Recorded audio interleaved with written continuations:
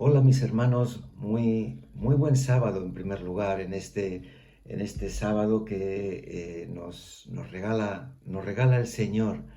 Quiero reunirme con vosotros para dar un repaso a la lección de escuela sabática de esta semana en un tema tan apasionante como el estudio de la palabra de Dios. Para ello quiero que nos recojamos, que nos unamos en una oración.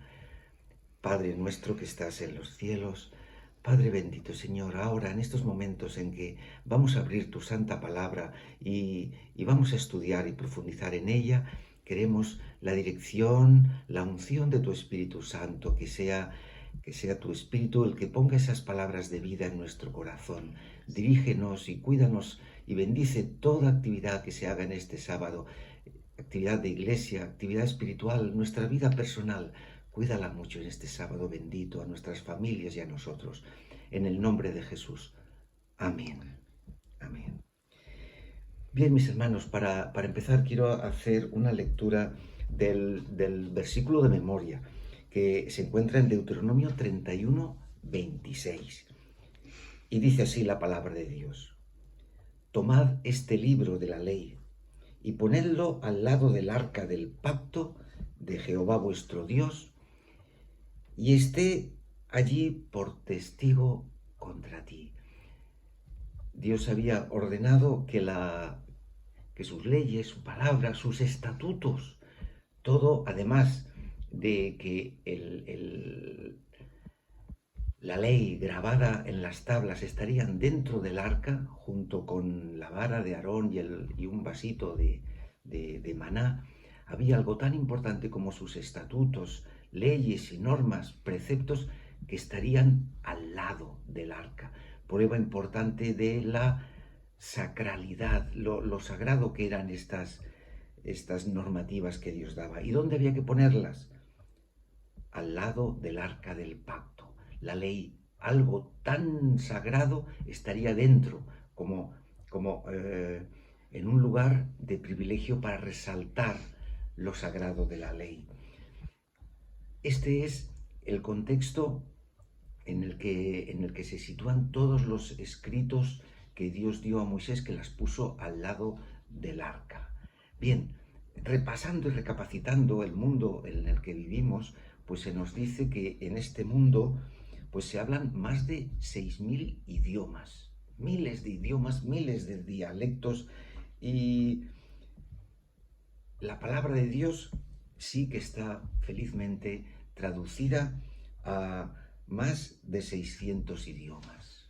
Hay muchos idiomas que aún no tienen la palabra, y sin duda llegará un día en que la palabra de Dios sea entregada a toda tribu, pueblo, lengua y nación, pero aún hay secciones del mundo en los que la Biblia no está en el idioma local.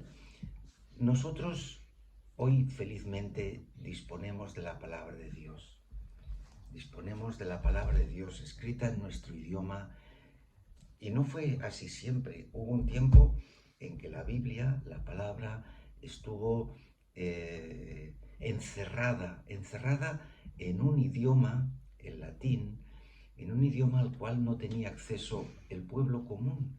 Pero cuando el Señor supo que era el momento, permitió que esa palabra encerrada se liberara, y a través de la reforma protestante en el siglo XVI, que inició Lutero, esa reforma permitió que hasta día de hoy llegase la palabra de Dios, gracias también a ese otro invento maravilloso, que fue la imprenta.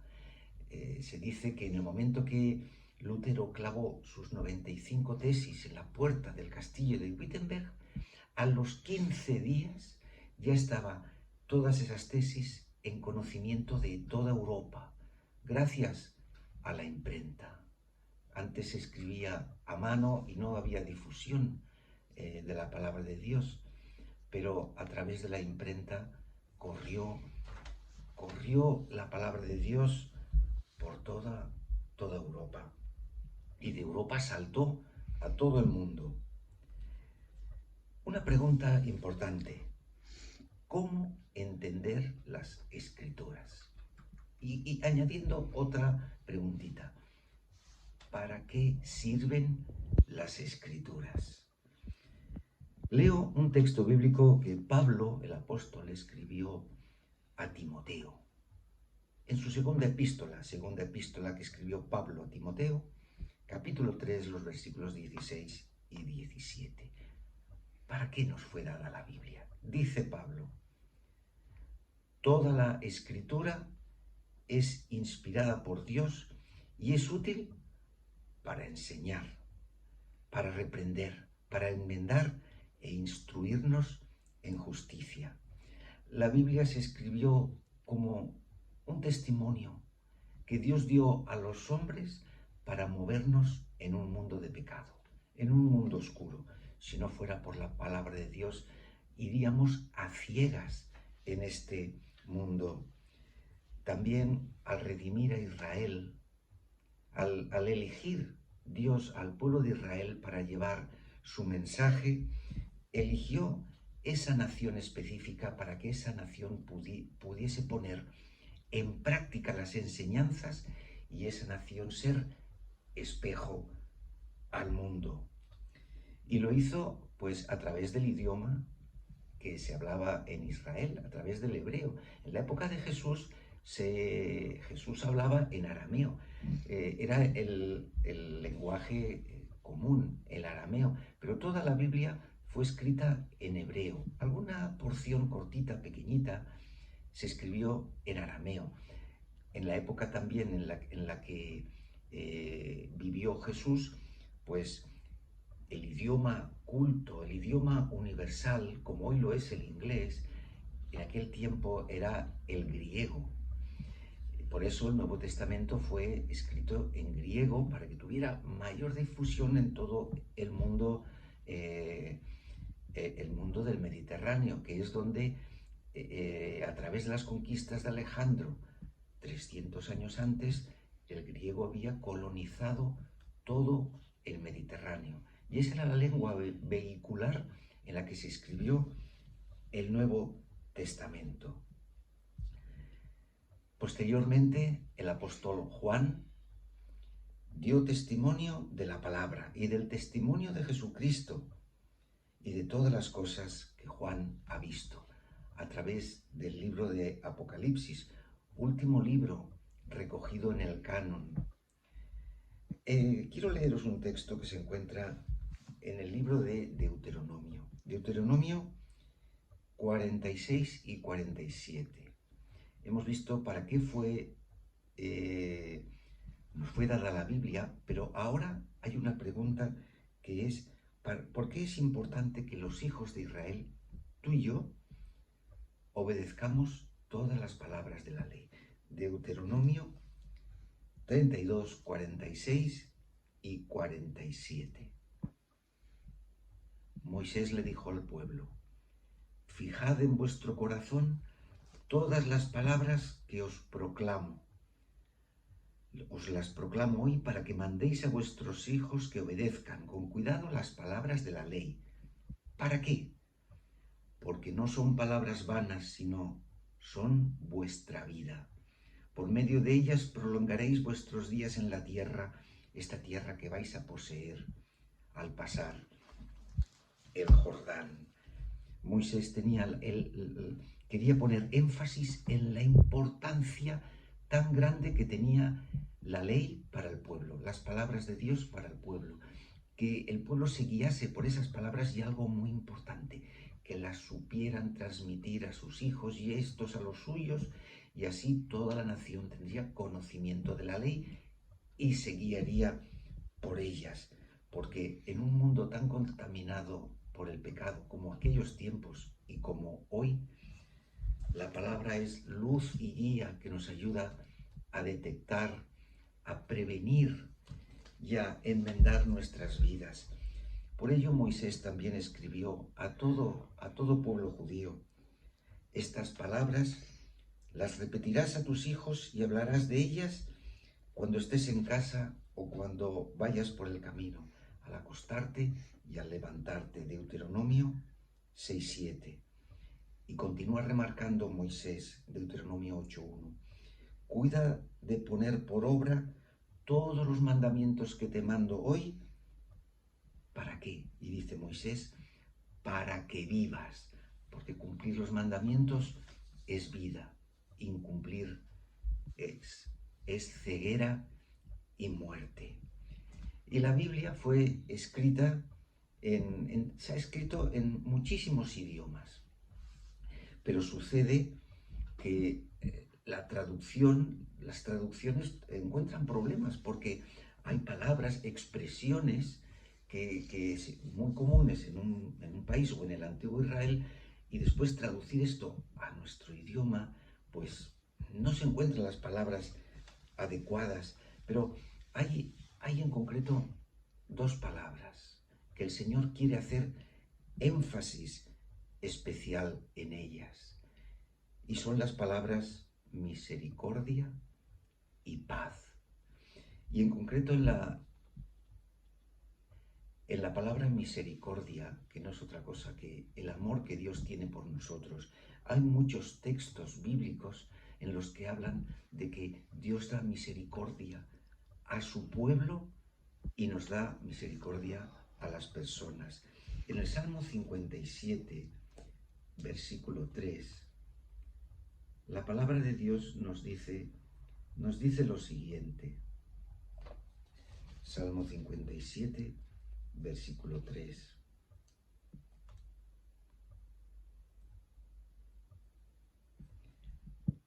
Él envía desde el cielo y me salva de la infamia del que me acosa.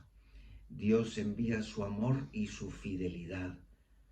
¿Veis qué texto más bonito? Nos envía su amor y su fidelidad. La palabra misericordia, que hoy, gracias a Dios, la tenemos mucho en la boca. En el antiguo Israel se empleaba la palabra Gesed. Gesed es la misericordia.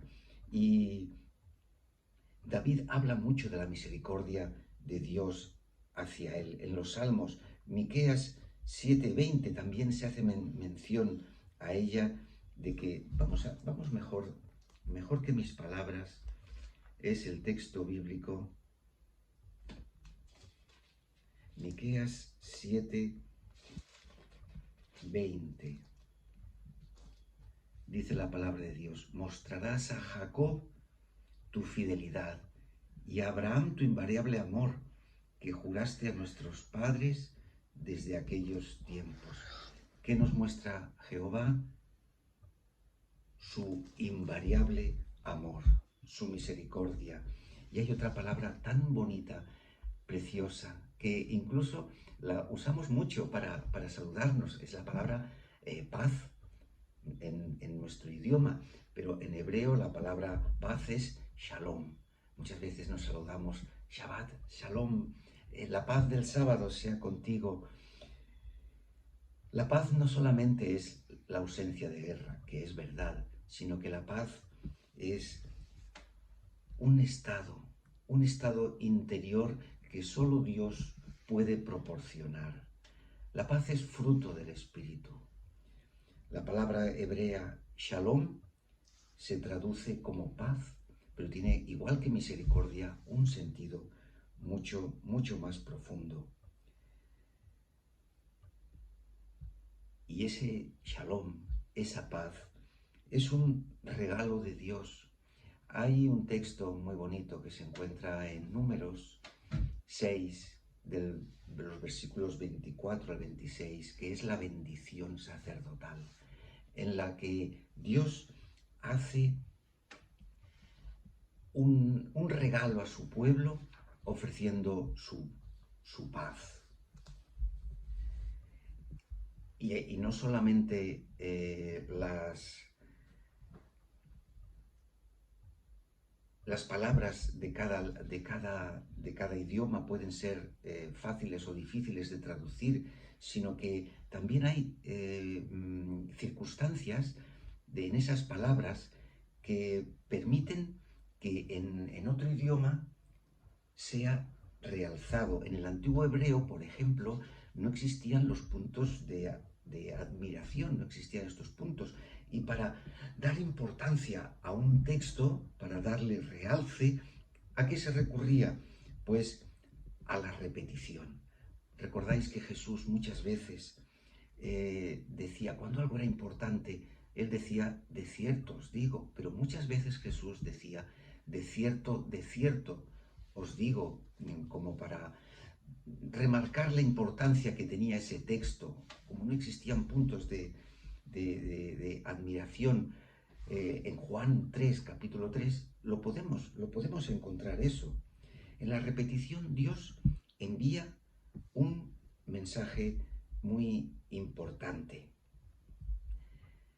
Por ejemplo, en el libro en el Génesis, para darle realce a la importancia que tiene la creación de Dios al hombre, Dios repite 3 veces que en Génesis 1:27 nos menciona que y creó Dios al hombre a su imagen, a imagen de Dios lo creó. Y continúa diciendo, varón y hembra los creó. Hay una repetición para dar importancia al hecho de que el hombre salió de las manos de Dios. En la visión que Isaías tiene de la gloria y del trono de Dios, que allí Isaías tiene un encuentro con Jesús. En el Evangelio de Juan, capítulo 12, versículo 41, dice claramente que Isaías se encontró con Jesús. Y para que quedase realzado las características de ese encuentro, Isaías lo repite 3 veces. Santo, santo, santo, Jehová de los ejércitos. Y allí Isaías da otra lección, porque Isaías se reconoce imperfecto y pecador, porque él dice, ay de mí, que soy muerto. Al encontrarse con la grandeza de Dios, él siente que no es digno de vivir. En el capítulo, ¿ves la repetición, la importancia que tiene para dar énfasis a un mensaje? En el libro de Daniel aparece, hay un caso de repetición muy grande que se encuentra en Daniel capítulo 3, es aquel capítulo en el que Nabucodonosor, para autoalabarse, autoexaltarse, levanta una estatua a la que pide y exige, so pena de muerte, adoración a toda nación. Pues en el capítulo 3, la palabra he levantado, la estatua que he levantado, aparece 10 veces, como queriendo Nabucodonosor contrastar su grandeza, entre comillas, con la grandeza de Dios. Ahí él quiere hacerse una autoexaltación tan grande que hasta por 10 veces repite la obra que él había hecho a través de la estatua. Y recordemos que para entender una palabra hay que entender el contexto en el que está escrito. El contexto, que es la situación, el ambiente en el que se desarrolla la acción, el contexto es el que da la clave de lo que significa esa palabra, porque esa palabra puede aparecer en diferentes lugares, con significados diferentes. Ahí tenéis las bodas, la palabra bodas, ¿verdad que todos sabemos lo que es bodas? Ahí, en Caná, Jesús hizo su primer milagro en las bodas de Caná, pero ¿y cuando se nos habla de las bodas del Cordero? La palabra es la misma, pero el significado varía muchísimo porque el contexto le da el valor real a su palabra. En Génesis 1:27, ahí nos habla de la creación por Dios de la raza humana. Dios creó al hombre. Pero Génesis 2:27 también nos dice que Dios creó al hombre, pero al hombre y a la mujer. Dios creó al hombre. La palabra hombre engloba la humanidad, pero también la palabra hombre puede significar el varón. Génesis 7 nos habla de que creó al varón. y Génesis 1:27 nos habla de que creó hombre y mujer. Así, cada contexto nos dice el significado real de la palabra. Adán significa hombre, que eso fue el nombre propio del primer varón. También la tierra con la que Dios creó al hombre, la tierra se dice Adama, o sea que hay una relación muy cercana entre tierra y hombre, entre Adama y Adán. Dios envió una enseñanza en cada una de sus palabras. En la Biblia encontramos, lo hemos dicho en anteriores lecciones, 66 libros, 27 en el Nuevo Testamento y 39 en el Antiguo, escritos en diferentes épocas por diferentes autores, y todos sus autores están identificados, excepto hay duda en cuanto a Samuel y los dos libros de las crónicas, que no está identificado. Y hay libros históricos, proféticos y libros poéticos, incluso, como tenemos los Salmos, Eclesiastés, Cantares. Pero nos vamos a centrar en el libro de Génesis. El libro de Génesis fue escrito por Moisés. Fue escrito por Moisés junto a los otros 4 del Pentateuco, Éxodo, Levítico, Números y Deuteronomio. Los 5 primeros números los escribió Moisés. Moisés también escribió el libro de Job. Los manuscritos que se han conservado del libro de Job avalan la antigüedad, porque el hebreo que se usa ahí es un hebreo que ya es muy diferente por su antigüedad del resto de los libros con los que Moisés completó su Pentateuco. En el libro de Éxodo es importante porque menciona 2 cosas. Menciona la creación, hecho capital, y menciona la caída del hombre. Menciona la aparición del pecado, pero también es un libro esperanzador, porque en el libro de Génesis también, después de que el hombre ha caído, el libro de Génesis demuestra que hay solución, hay salvación, se promete un redentor, y a través de Abraham se recogen las promesas de que él y su simiente sería bendecido para todas las naciones, serían de bendición. Por ello, el libro de el libro de Génesis escrito por Moisés tiene una importancia muy capital, porque nos da un futuro esperanzador. Y quiero concluir, mis hermanos, con una invitación a que leáis el capítulo 5 del Conflicto de los Siglos. Un capítulo que nos habla, su título es El lucero de la Reforma.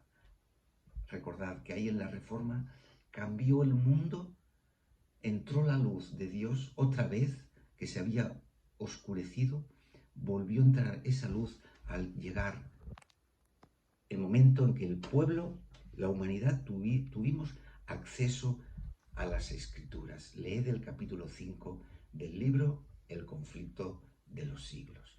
Que el Señor os bendiga muchísimo, que tengamos un sábado bendecido y después una feliz semana.